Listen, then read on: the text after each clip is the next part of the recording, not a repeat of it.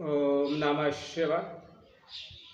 मित्रों, मैं आचार्य तेजपाल अपने परम मोक्ष कार्य साधन यूट्यूब चैनल में आप सभी मित्रों का स्वागत करता हूं। आज की चर्चा जो है का विषय है कि 8 चीज़ें किसी को भी नहीं बताना चाहिए, वरना उसी दिन से आपकी बर्बादी शुरू हो जाए। तो वे 8 चीज़ें कौन सी हैं जिसे हमें किसी को नहीं बताना चाहिए।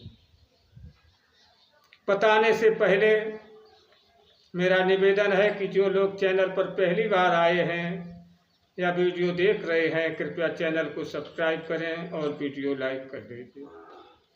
मित्रों, अब आते हैं चर्चा पर। तो पहला है कि अपने घर की स्थिति कभी किसी को नहीं बताना है कि हम भूखे रहते हैं या हमें भोजन मिलता है या कोई परेशानी है या हमारे घर में किसी प्रकार का लड़ाई झगड़ा हो रहा है तो कभी ये चीज़ें दूसरे आदमी को नहीं बताना। अगर बताओगे, इसका प्रदर्शन करोगे, तो वो तुम्हारी कोई सहायता नहीं करेंगे बल्कि हंसी बनाएंगे। इसलिए कभी भी भूल करके अपने घर की जैसी भी स्थिति हो, उच्च हो नीच हो, यानी किसी को बताना नहीं। दूसरे, अपनी उम्र के बारे में कभी न किसी को बताएं, क्योंकि हमारी उम्र कितनी है। अरे भाई, अगर आप 40-45 साल के हैं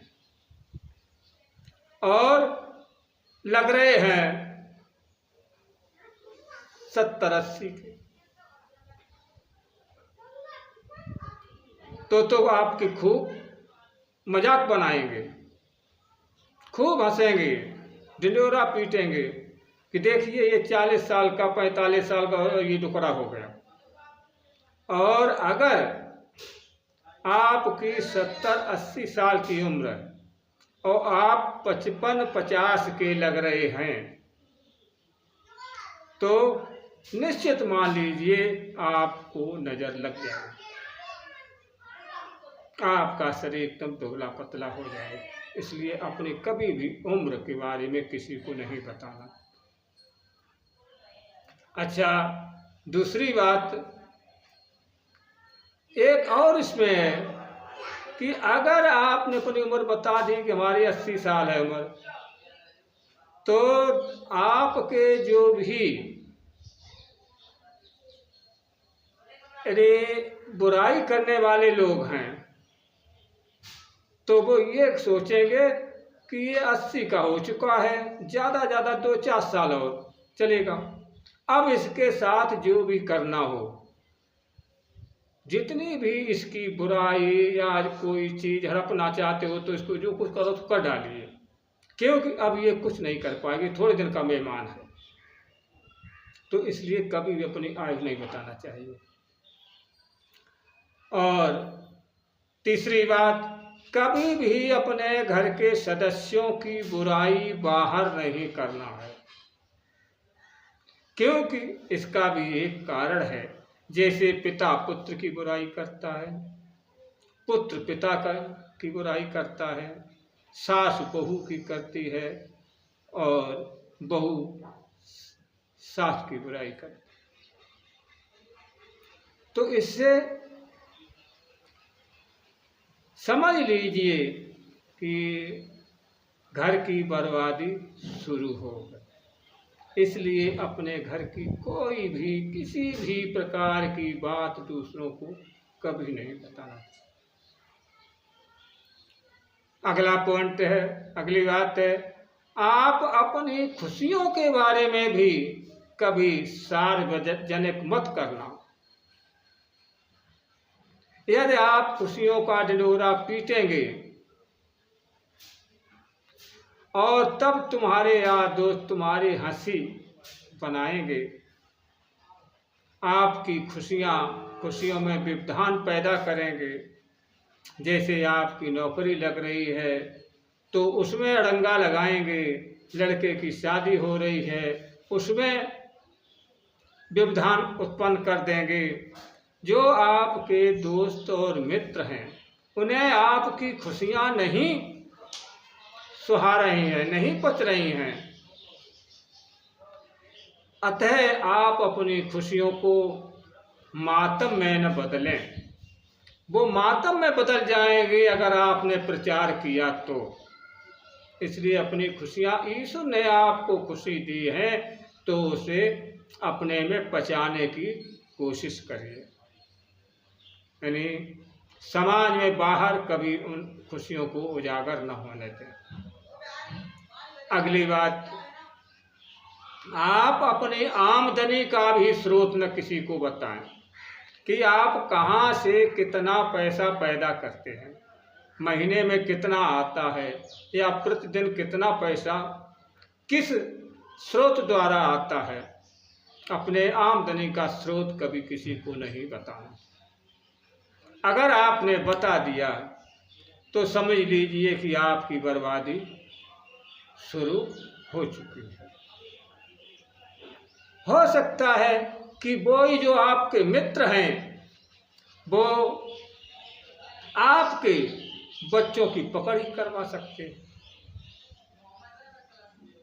सोचेंगे इसके पास पैसा तो काफ़ी आ रहा है तो अच्छा खासा इससे रकम ऐंठ ली।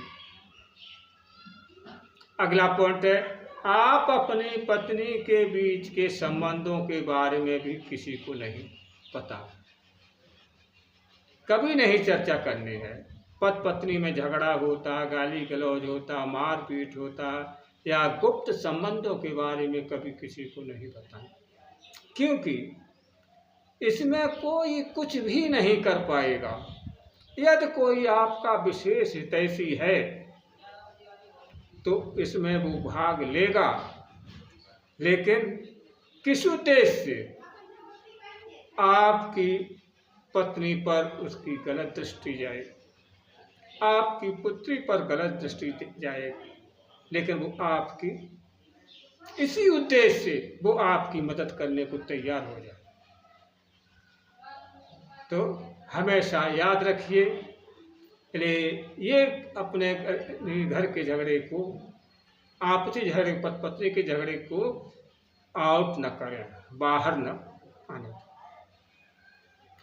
और अगला पॉइंट, गुरु के द्वारा दिया गया मंत्र कभी किसी को नहीं बताना है। इसका कारण है कि संसार में जो भी मनुष्य इस पृथ्वी पर आए हैं तो उनके अंदर एक न एक अवगुण अवश्य होगा, चाहे वो गुणों के, सद्गुणों की खान हो, लेकिन एक अवगुण उसमें अवश्य होगा। और हो सकता है कि वो ही अवगुण आपके गुरु में हो।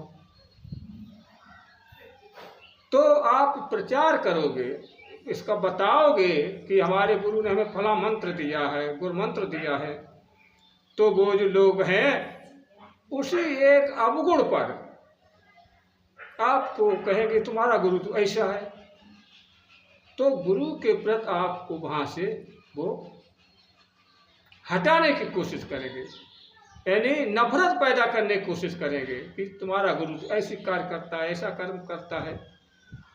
तो इसलिए उधर गुरु से आप जब हटे कि आपकी बर्बादी शुरू हो गई। कौन सी बर्बादी?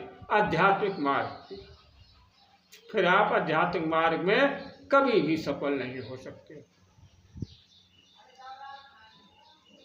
और अगली बात कि दान देकर, दान, पहले तो दान है क्या?